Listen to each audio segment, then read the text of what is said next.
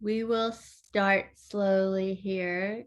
Uh, Several of our regulars are not here, but you're all here. So let's do our intros of where we're sitting in the world and an image for today.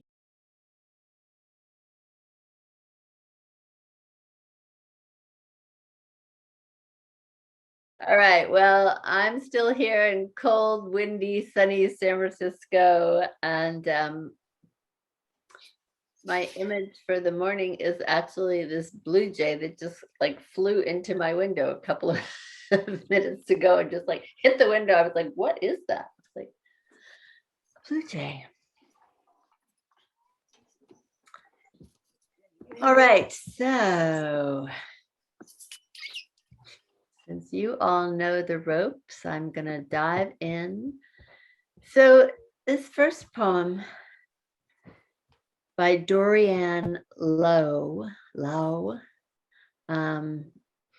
is called I Never Wanted to Die.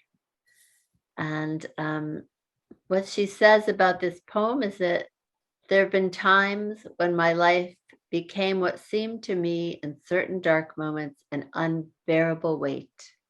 Another day to be slogged through, another night to endure. And when thoughts of stepping off the edge of the world slipped in, I found that what I really could not bear was missing out on the larger narrative unwinding around me. This surprising insight seemed worthy of a poem. So I never wanted to die. It's the best part of the day. Morning light sliding down rooftops, treetops, the birds pulling themselves up out of whatever stupor darkened their wings, night still in their throats. I never wanted to die. Even when those I love died around me, away from me, beyond me. My life was never in question, if for no other reason than I wanted to wake up and see what happened next. And I continue to want to open like that, like the flowers who lift their heavy heads as the hills outside the window flare gold for a moment before they turn on their sides and bare their creased backs. Even the cut flowers in a jar of water lift their soon to be dead heads and open their eyes. Even they want a few more sips to dwell here in paradise a few days longer. I'll read it one more time. I never wanted to die.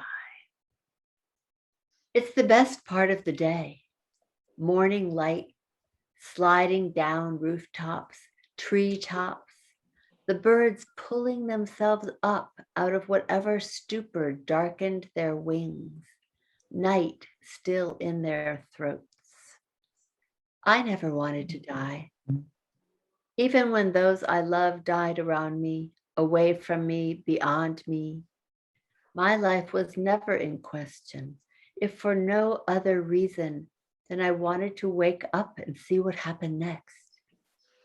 And I continue to want to open like that, like the flowers who lift their heavy heads as the hills outside the window flare gold for a moment before they turn on their sides and bare their creased backs.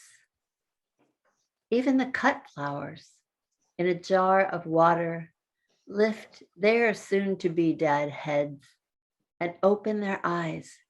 Even they want a few more sips to dwell here in paradise a few days longer.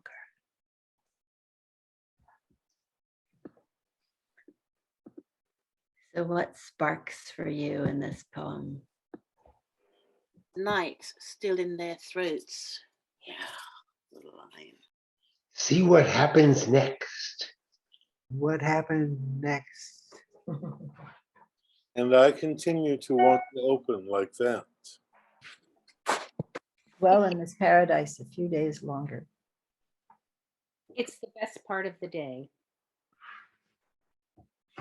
Farmers Market, right? What's the name of the place? I forgot it, sorry. Pharmacy. The pharmacy. My life was never in question. Put flowers in a jar, lift the soon to be dead heads.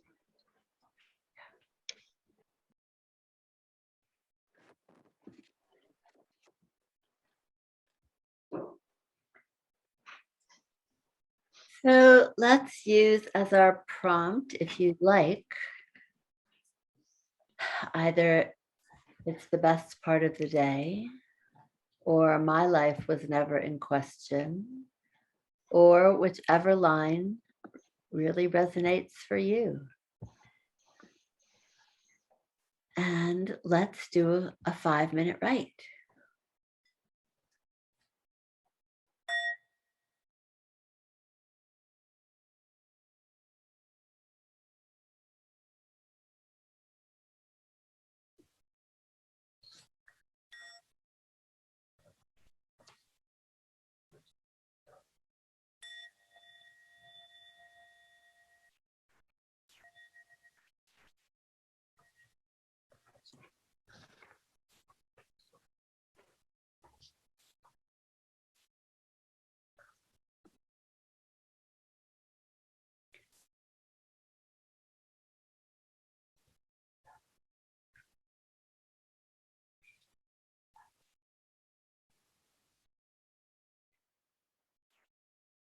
Who's ready to read?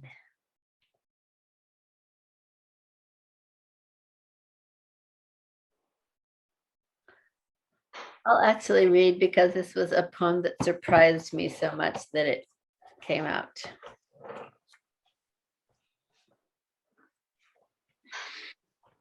If I can read my writing.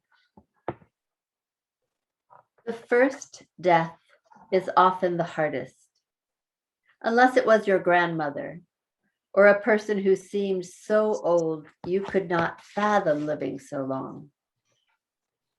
The first death of one you love deeply, have cherished daily, that is the hardest. 3 weeks at her ICU bedside, her 30th birthday celebrated on the green hillside outside the hospital where she lay dying, where she lay certainly dying. I didn't know how I would live in a world without her, but my life was never in question. My life suddenly was filled with answers. I knew exactly where to go and what to do for the very first time.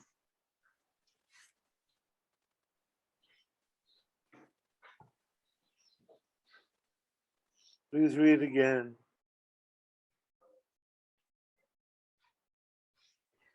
The first death is often the hardest, unless it was your grandmother or a person who seemed so old you could not fathom living so long. The first death of one you love deeply, have cherished daily, that is the hardest. 3 weeks at her ICU bedside, her 30th birthday celebrated on the green lawn outside the hospital, where she lay certainly dying. I didn't know how I would live in a world without her, but my life was never in question. My life suddenly was filled with answers. I knew exactly where to go and what to do for the very first time. I knew exactly where to go and what to do. For My the, life was suddenly filled with answers. for the very first time. Unless it's your grandmother. I I didn't didn't. know how I would live. Yeah, there you go. Go ahead. I didn't know how I would live in a world without her. Exactly. And also the first death of one you love deeply.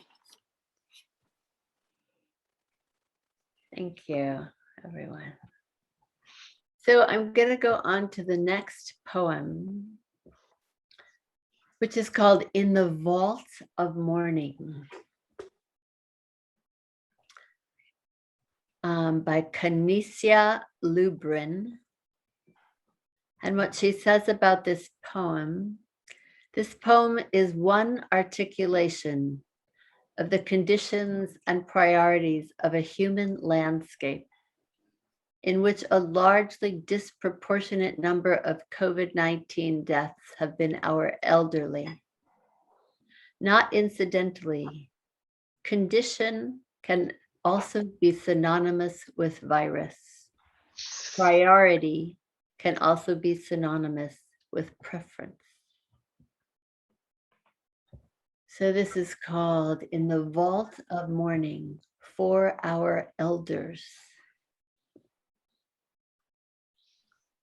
You arrive as found blade for this tale. I will tell you no gospel you know.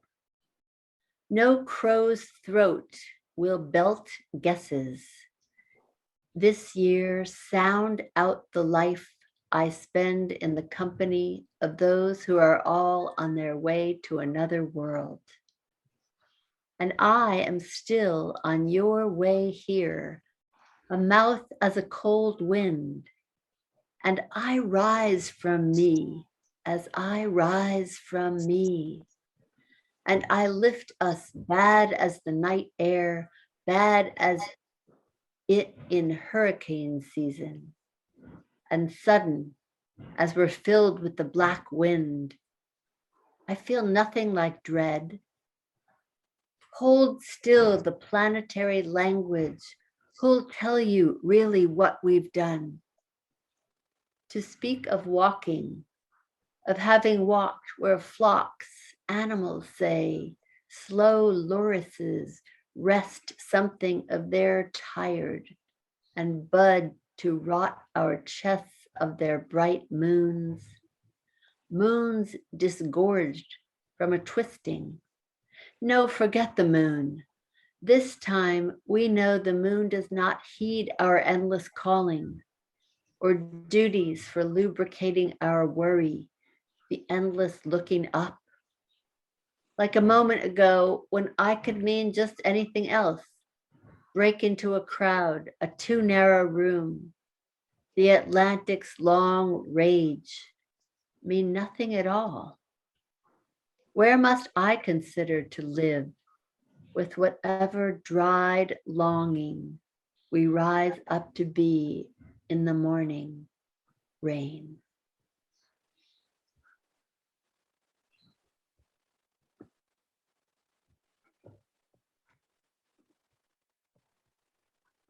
Is there a line that resonates? She's got complicated lines. I rise from me as I rise from me. Yeah.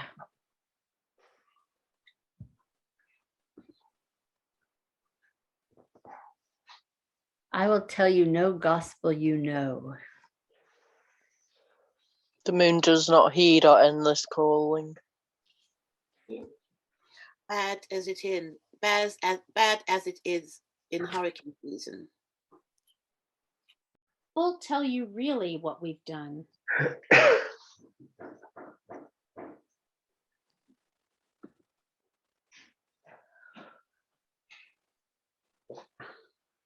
I am still on your way here.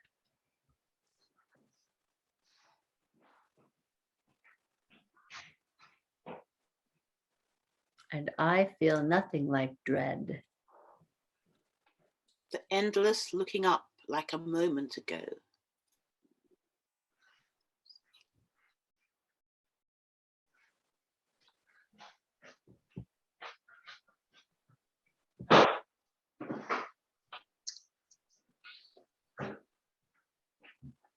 So I'm going to suggest the prompt Either this time we know, or I could mean just anything else. Or whichever word you want to go with, or if you want to go back to your first poem, or if you want to write from your image from the morning, all are fine. And we'll do another 5-minute write.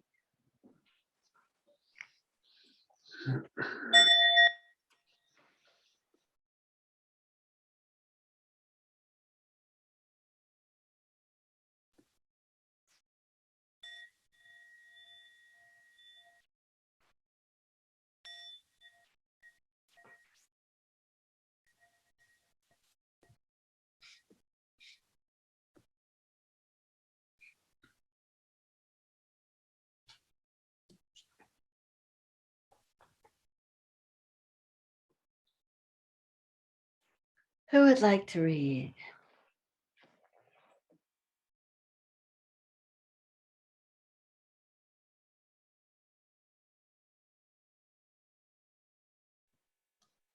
All right, I'll read one more time.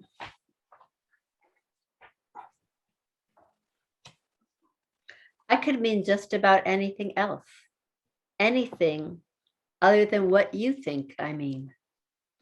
When I say moon, you imagine full white globe in pitch black sky. When I mean tiny silver sliver, giving hope to future light. When I say afraid, you think I will fall again, succumb again, unable to lift myself up anymore.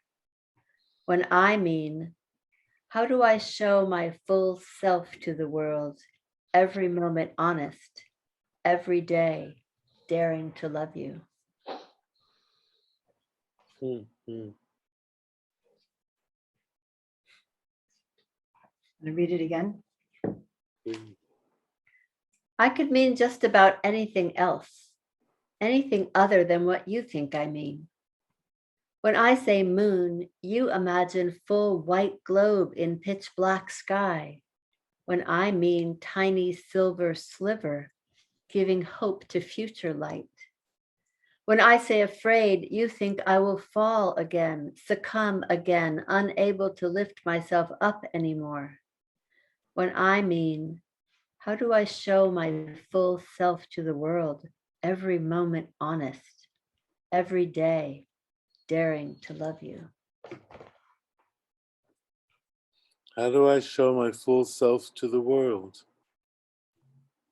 Every day daring to love you. Tiny silver sliver giving hope to future light. You think I will fall again. I could mean anything.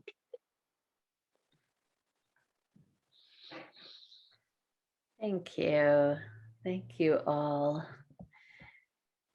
Oh, as we rise and fall with these words each week, please send us things that you write. We love them. We collect them. They're amazing. As we have another week left in National Poetry Month. So milk your words, your poems, send them to us. I'm so grateful for all of them and for all of you always. Thank you. Thank you. Thank you.